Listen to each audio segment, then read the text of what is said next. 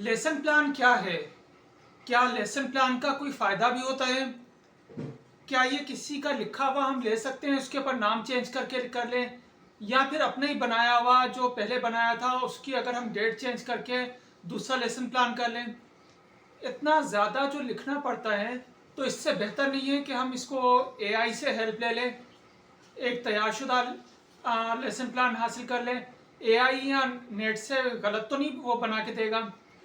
अच्छा, इसी तरीके से जो लेसन प्लान है इसका फॉर्मेट कौन सा होना चाहिए? हर एक का अपना अपना फॉर्मेट है। इसकी लेंथ कितनी होनी चाहिए? तो इन सब सवालात का जवाब आपको इस वीडियो में मिलेगा, जो कि लेसन प्लान के हवाले से बहुत सारे पॉइंट्स, आपके बहुत सारे क्वेश्चंस क्लियर कर देगी। इस वीडियो को एंड तक देखिए, ये बहुत ज़्यादा यूजफुल होगी, जिसमें प्रैक्टिकल एग्जाम्पल के साथ आपके जहन में जो जो सवाल आते हैं उनके जवाब मिल जाएंगे। मैं हूं Abdul Wahab, teacher, trainer, motivational speaker. तो बढ़ते हैं वीडियो की जानिब। सबसे पहले लेसन प्लान क्या है? लेसन प्लान वो है जिसमें हम इन 4 सवालात का जवाब तलाश करते हैं। नंबर 1, ये तय करते हैं कि हमें क्या पढ़ाना है, किसको पढ़ाना है, और मोस्ट इम्पोर्टेंट किस तरह से पढ़ाना है। और जब पढ़ा लेंगे तो फिर हमें पता कैसे चलेगा कि बच्चों तक वो सीख गए हैं और उन तक वो तमाम चीज़ें पहुंच गई हैं, हम सेटिस्फाई हों या नहीं हो। तो इन चारों सवालात के जवाब, या इसको हम इस तरह से भी समझ सकते हैं कि बच्चों को क्या सिखाना है, कब सिखाना है, किस तरह के बच्चों को सिखाना है, किस एज ग्रुप के, किस क्लास के, और हमें कैसे मालूम होगा कि वो सीख गए हैं। तो इन सब सवालात के जवाब जो है वो लेसन प्लान में मिलते हैं। अच्छा, अब हम अगले सवाल की तरफ बढ़ते हैं। जो अगला सवाल है कि रिटन फॉर्म में ही क्यों होता है? अगर हम ये सब चीज़ें जहन में सोच के क्लास में चले जाएं तो क्या ये काफ़ी नहीं रहेगा? असल में जब आपके साथ कभी ऐसा हुआ हो या किसी दूसरे टीचर को आपने देखा हो, मैं नहीं मान सकता कि कोई टीचर हो, एक लंबे अरसे से वो पढ़ा रहा हो और उसके साथ कभी ऐसा ना हुआ हो कि आप क्लास में जाएं, पढ़ाएं, आपके जहन में जो जो नॉलेज थी वो आपने ट्रांसफ़र कर दी, लेक्चर डिलीवर कर लिया, जो आपके जहन में पॉइंट्स थे सब आपने अपना समझ लें कि इल्म फजल जो है वो उंडेल दिया उनके जहनों में।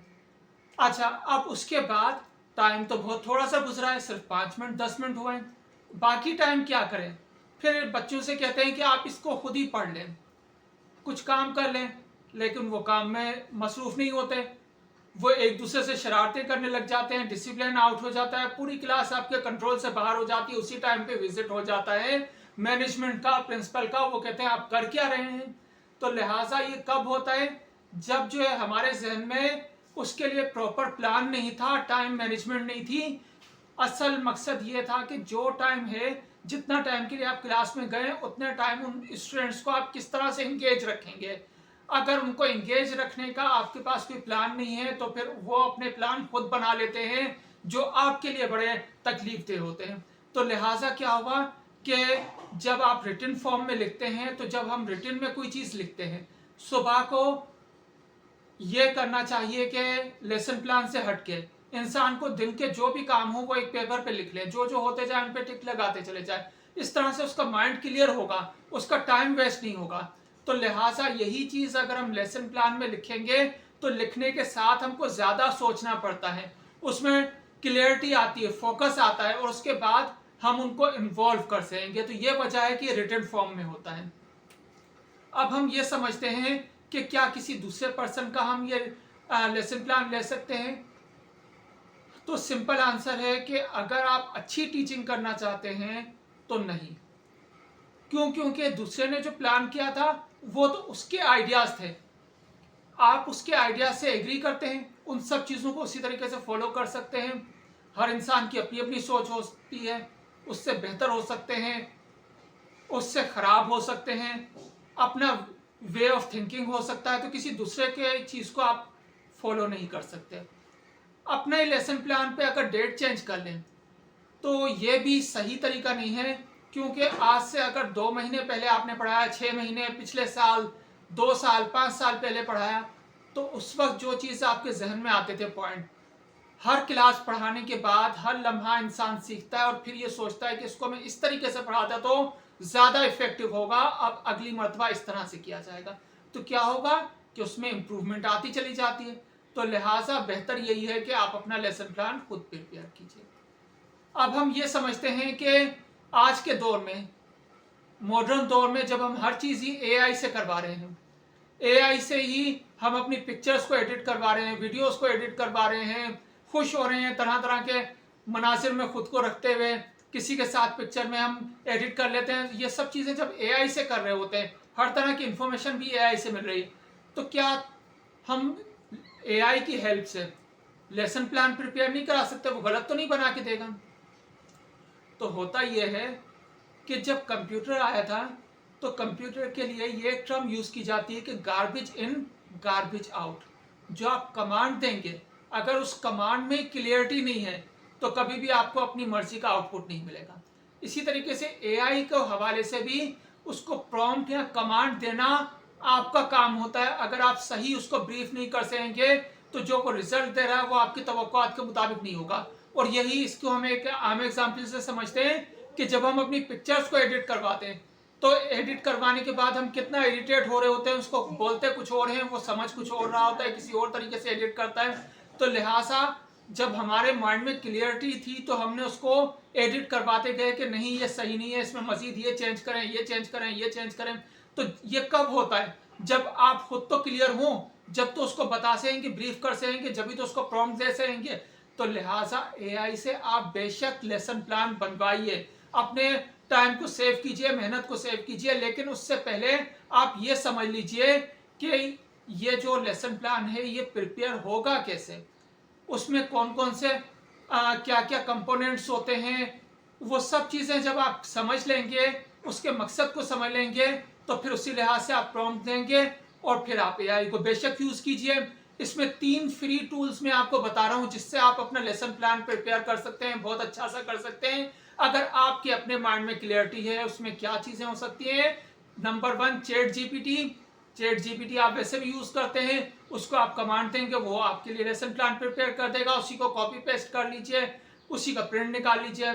अच्छा, जेमनाई को भी आप यूज़ करते हैं, उससे हो सकता है। और तीसरा टूल है मैजिक स्कूल एआई, तो इसके ज़रिए से भी आप लेसन प्लान बना सकते हैं। और भी बेतहाशा टूल्स मिल जाएंगे, फ्री भी पेड भी, तो उनको बेशक यूज़ कीजिए। लेकिन सबसे पहले समझ तो लीजिए कि लेसन प्लान में होता क्या है, ताकि उसको सही प्रॉम्प्ट दे सकें और उसने जो बनाया है उसको चेक कर सकें।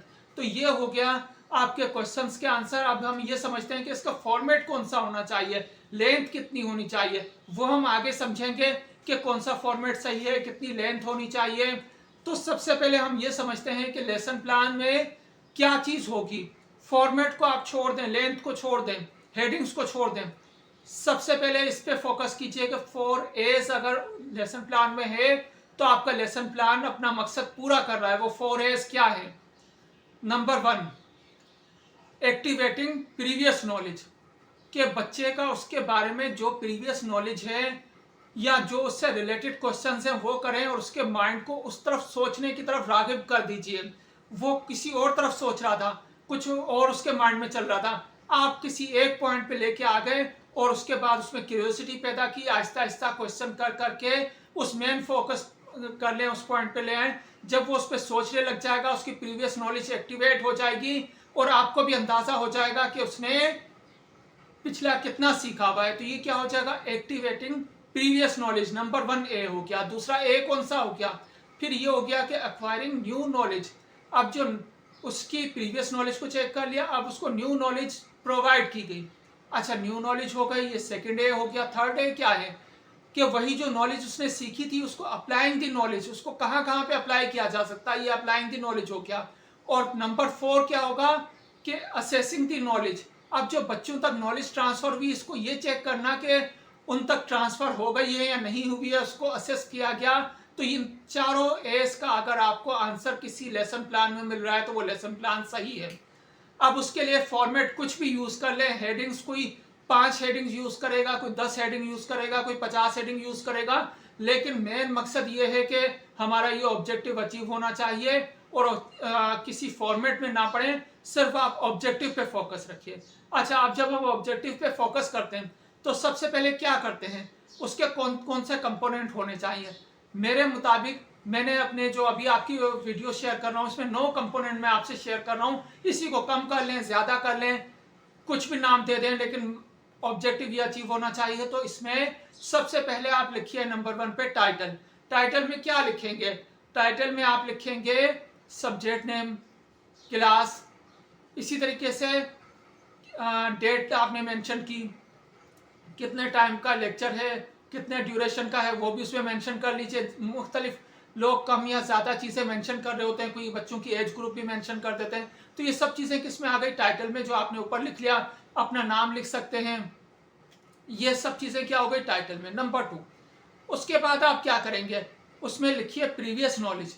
तो प्रीवियस नॉलेज से रिलेटेड क्या क्वेश्चन हो सकते हैं? अगर आप एआई से भी करवा रहे हैं तो एआई से ये पूछ सकते हैं कि इस एज ग्रुप के बच्चों को, इस क्लास के बच्चों का, अगर वो इस पब्लिशर की बुक को कर रहे हैं, स्टडी कर रहे हैं, तो उसमें प्रीवियस नॉलेज क्या हो सकते हैं? तो प्रीवियस नॉलेज आपने की है, या वहां पे देखते हुए आप अपने लिहाज से बना सकते हैं। अच्छा, इसी तरीके से फिर क्या किया गया कि जब आपने प्रीवियस नॉलेज चेक कर ली, तो प्रीवियस नॉलेज चेक कर लेने के बाद क्या होगा? आप यानी कि ये ऑब्जेक्टिव सिलेक्ट कीजिए। ऑब्जेक्टिव सिलेक्ट कैसे करने हैं, ये सबसे मोस्ट इंपॉर्टेंट है। अगर आपने सही ऑब्जेक्टिव सिलेक्ट कर लिए तो आपका लेसन प्लान सक्सेसफुल हो जाएगा, आपकी क्लास इफेक्टिव हो जाएगी। लेकिन अगर आप खुद ही क्लियर नहीं है कि क्या आपको अचीव करना है, तो कभी भी आपका फायदेमंद नहीं हो सकेगा लेक्चर डिलीवर करना, लेसन डिलीवर करना, टीचिंग करना। तो ये जो ऑब्जेक्टिव होते हैं, इस ऑब्जेक्टिव में ये जहन में रखिए कि ये हमेशा होने चाहिए smart. Smart mean as for specific, यानी कि ऑब्जेक्टिव ऐसे नहीं हो कि इस लेसन के इससे जो है वो बच्चों में नॉलेज बढ़ेगा, इससे वो मैथ सीख जाएंगे, इससे उनकी लैंग्वेज स्किल इंप्रूव हो जाएगी। ये क्या हो गया? जनरल ऑब्जेक्टिव हो गया। स्पेसिफिक कौन सा होता है? स्पेसिफिक जो उसी चीज पे हो कि अगर ये 40 मिनट की क्लास है तो 40 मिनट की क्लास के बाद उसमें क्या चेंज हो जाएगा? स्पेसिफिक चीज, जैसे कि ये कहा गया कि वो 2 डिजिट के को आपस में प्लस कर सकेगा। अच्छा, स्पेसिफिक होना चाहिए। एम फॉर मेजरेबल होना चाहिए। मेजरेबल जिसको हम मेजर कर सकें, ऐसा ना हो कि हम ये कहें कि उसके अंदर चेंजेस हो रही है लेकिन ये हम नहीं बता सकते, नाप नहीं सकते कि कैसे उसमें चेंजेस हो रही हैं। अच्छा, ए फॉर अचीवेबल, जो अचीवेबल भी हो, ऐसा ना हो हम बहुत कुछ सोचते रहें लेकिन वो अचीव नहीं हो सकता। रियलिस्टिक होना चाहिए, रियलिटी से करीब होना चाहिए। जो बच्चों का आईक्यू लेवल है, जो आपके पास वसाइल हैं, जो आपके पास टाइम है, जितनी आपके पास सलाहियत है, उसके लिहाज से होना चाहिए। अच्छा, अचीवेबल, रियलिस्टिक होना चाहिए। और फिर सबसे आखिर में सबसे most important, last but not least, कि टाइम बाउंडेड होना चाहिए। टाइम बाउंडेड कैसे होता है? अगर हम ये कहें कि कोई काम होगा, हम ये काम कर लेंगे, लेकिन टाइम ना बताएं, तो क्या कयामत तक हम कभी भी करते सकते हैं इसको? नहीं।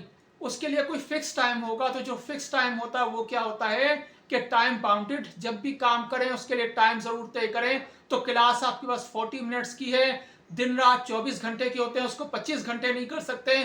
तो लिहाजा क्या हो गया कि 40 मिनट्स को ही आप डिवाइड करेंगे और यही लेसन प्लान के मुख्तलिफ स्टेप्स में लिखेंगे कि कौन सी चीज आप कितने टाइम लगाएंगे। और यही वजह है कि जब आपके पास रिटर्न में होता है तो आप ये देखते हैं कि पूरा टाइम क्लास को एंगेज रखा, और अगर टाइम कम पड़ रहा है, अभी हमारे पास मटेरियल ज्यादा है, तो फिर उसमें से हम एट अ टाइम डिसाइड करेंगे कि कौन सी चीज को स्किप कर दें, कौन सी चीज मोस्ट इंपोर्टेंट है वो अभी हम करें। तो लिहाजा टाइम बाउंडेड होना चाहिए। अच्छा, इसी तरीके से जब आप ऑब्जेक्टिव बनाएं तो इसमें यूज करें बलूम टेक्सोनोमी। बलूम टेक्सोनोमी के 6 मुख्तलिफ स्टेप्स हमने पढ़े थे। उस वीडियो का लिंक लास्ट में आपको शो होगा, डिस्क्रिप्शन में भी मैं लिंक दूंगा, जिसमें ये बताया गया है कि कौन कौन से स्टेप्स होते हैं। तो जो बलूम टेक्सोनोमी के अकॉर्डिंग आप तय कर लीजिए कि आप बच्चों की रिमेम्बरिंग चेक करेंगे, उनकी अंडरस्टैंडिंग चेक करेंगे, वो क्रिएट कर सकेंगे, कौन से स्टेप्स पे होंगे। तो ये सब चीजें जो है वो आप उसमें लिख देंगे ऑब्जेक्टिव में।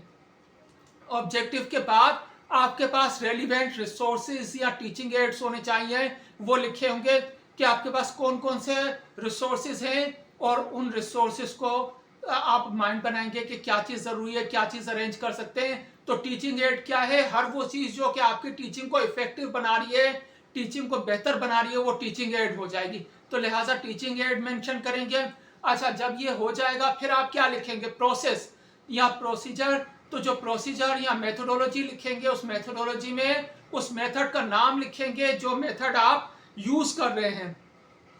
अच्छा, अब मेथड कौन कौन से हो सकते हैं, मैंने एक और वीडियो बनाई थी जिसमें 20 मेथड्स बताए गए हैं टीचिंग के।